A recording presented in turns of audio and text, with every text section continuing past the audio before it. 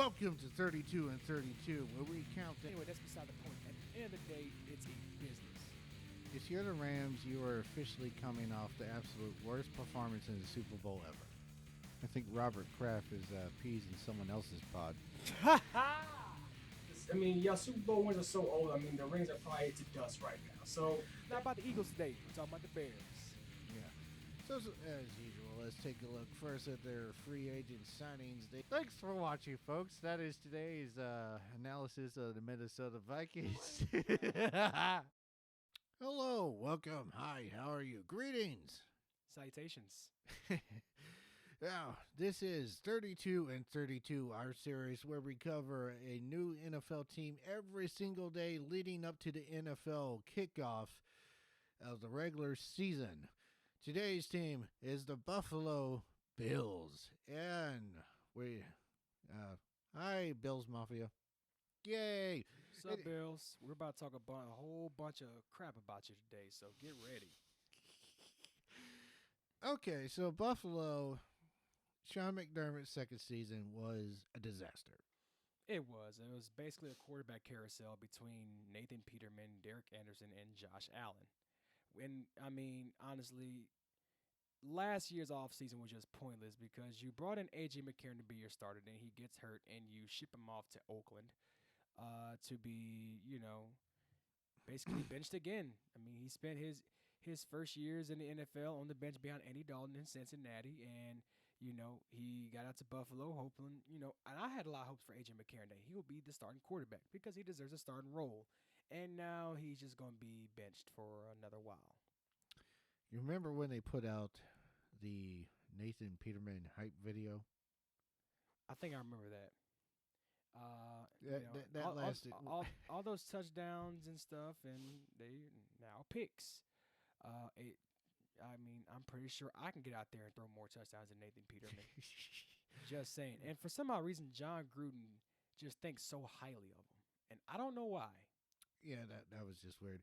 But Josh Allen did show promise. He had some pretty good games. I do like his potential. Josh Allen, I feel he's going to be a good quarterback in the future. I feel that it is going to take time for him to develop. And I think the Bills are in the right direction as far as building their team and also putting guys around Josh Allen, guys who can protect him, guys who could be targets. And I felt they took steps in the right direction when they end up getting John Brown and Cole Beasley. Yeah, I mean, the Bills kind of took a step back last year because of the lack of offense they had. Defensively, they finished number one in total defense. So, I mean, they have a good defense. It's just that offense. And like you said, John Brown, Cole Beasley, honestly, neither one of those are a true number one, but it's a step forward in improvement. But they are competent contributors, though. And not only that, I feel that not only that they will be right there as far as being targets for Josh Allen that can help Josh Allen evolve his game, but they can also serve as guides, veteran guidance for such a young quarterback like Josh Allen. So let's take a look at free agency, and the Bills were very busy in free agency. Cole Beasley, as we said, wide receiver John Brown, wide receiver E.J. Gaines, cornerback Kevin Johnson, cornerback Tyler Croft, cornerback a little bit of a pattern there. Mitch Morse, center Ty Inseki. We're going to say it like that for now. Offensive tackle Jordan Phillips, defensive tackle Andre Roberts, wide receiver Quentin Spain, offensive guard, and then T.J. Yeldon. Not bad.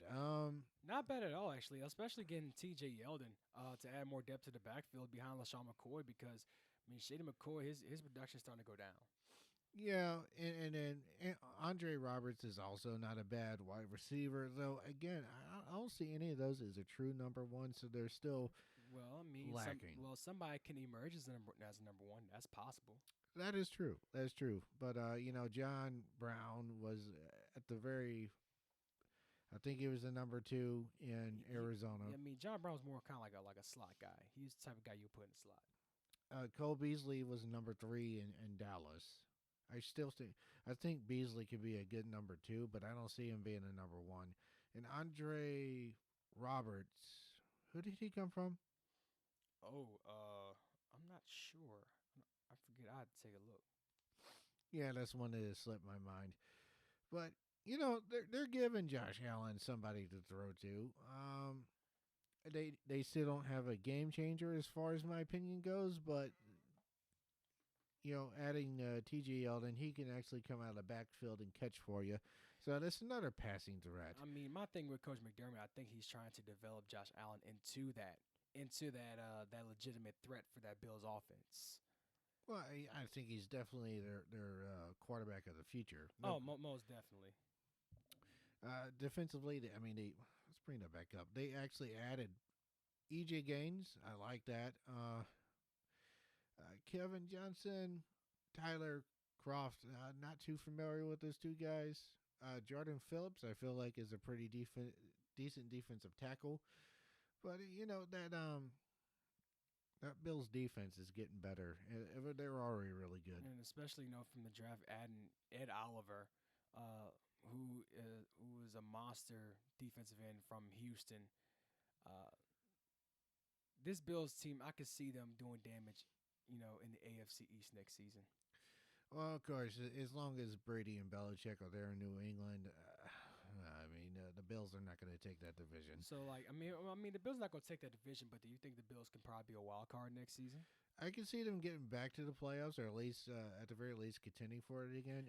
If they can take a step forward offensively. Now, as far as the separation between their ceiling and the floor, it's not really much. It's a really small gap. I can see their ceiling being 9-7, and their floor probably being 7-9. It's a very small window. Yeah, I can see that. But let's take a look at their draft. As you said, Ed Oliver, first round defensive tackle. Cody Ford, guard. Devin Singletary, running back, the son of legendary linebacker Mike Singletary of the. And I have a lot of high praises. There's been a lot of praises for Devin Singletary. Also, again, Dawson Knox, tight end from Ole Miss. And I thought that was a big time draft pick right there. So Voshan Joseph, linebacker. That was an interesting pick for Buffalo. Again, focusing on that defense. They're just going to really just tear people apart on the defensive side. Jaquan Johnson, safety. Daryl Johnson, edge rusher. And then Thomas Sweeney, tight end. That is your draft for the Bills Mafia. Good draft, he asked me. Pretty good draft. I'd probably give him like a B+. Not the best draft, but again, you really can't tell until these guys get on the field. I hate draft grades because they're, quite honestly, just absolutely meaningless. And a lot of these teams, they get hyped up on paper, and then it's something totally opposite when they step on the field. Prime example, L.A. Rams defense. Hyped up last offseason as the best defense in the league, and they get out there and they have probably the worst rush defense by giving them 5 yards a carry, which was worse than the league last season. And their pass defense, to keep Jalib was pretty bad too. But anyway, we're talking about the Bills. I like how you just snuck that in there, kind of, but yeah. Nice job on that one. Not being sarcastic, but this Bills team, they're in the right direction as far as trying to become a powerhouse team. So. Yeah, I do feel like they're overloading on the defense side a little bit. I would like to see them add a true number one at receiver. They got a pretty decent running back core. Like we said, T.J. Yeldon is a plus. And having Devin Singletary, which was an amazing draft pickup from Florida Atlantic. I'll be interested to see how that turns out. I don't feel as a running back he can really have learned much from his dad. His dad is a Hall of Fame linebacker. He's part of the 85 Bears defense. But, Devin Singletary, he was part of a very prolific Lane Kiffin offense out there at FAU. So, I kept up with Devin Singletary's stats, and Devin Singletary was a home run guy. He was the type of guy who put up big stats. He was the type of guy he can run through, run around defense. But he's the type of guy he had no difficulty trying to find the end zone. Let's just say that. Yeah, I get what you're saying. But again, we're talking about someone who came from Florida Atlantic. Yes, Lane Kiffin is a head coach there, but it's Florida Atlantic.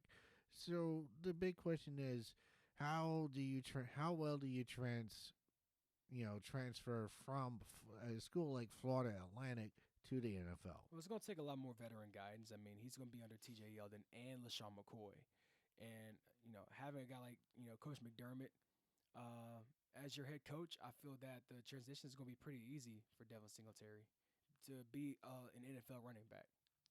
Yeah. Well, I definitely look for the Bills to be a lot more competitive this year. I feel like they were the way they were last season because of the struggles they had offensively. But I think with Josh Allen having a year under his belt Right. and more reliable receivers to throw to, again, don't think they have a true number one, but I do like the trio of guys they picked up in free agency. Mm, and they didn't draft a wide receiver, so I don't know. I do like your 9-7 pick. Is their ceiling? They aren't going to do you one a little bit better. I can see 10-6. I can see probably 10-6. Um, think New England's still going to take that division. Oh, no doubt about it. New York Jets are going to make some noise, True. and Miami's going to be Miami. Depending on what they do at quarterback. But I can see the Bills contending for a wild card again and possibly getting in. There's a lot of competition in the AFC. A lot of teams that could be good at any given point. And I know there were some teams that made the playoffs in 17 that took a step back. Jacksonville. Yeah. But yeah, I do like the Bills for 2019. Okay, well, that wraps up this episode of 30 and 32. Like, follow, subscribe, whatever. Or give us a thumbs down if you hate it. I don't care. Anyway, find us also on Facebook or AISportsNetwork.com. This has been AI Sports Network production. See you tomorrow with the Carolina Panthers.